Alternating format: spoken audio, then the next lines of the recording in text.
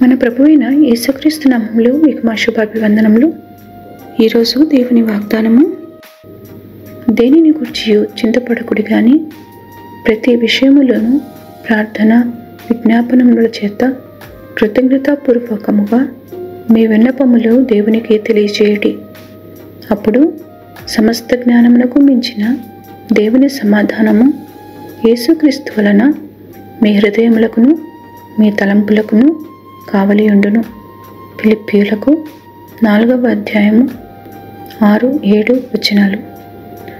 Do not be anxious about anything, but in everything, by prayer and pleading, with thanksgiving, let your requests be made known to God, and the peace of God, which surpasses all comprehension, will guard your hearts and minds in Christ Jesus.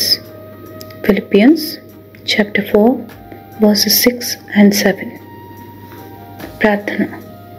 ప్రేమగల ప్రభువా, కునుకక నిద్రపోక మమ్ము నిత్యము కాపాడుచున్నందులకే మీకు వందనాలు.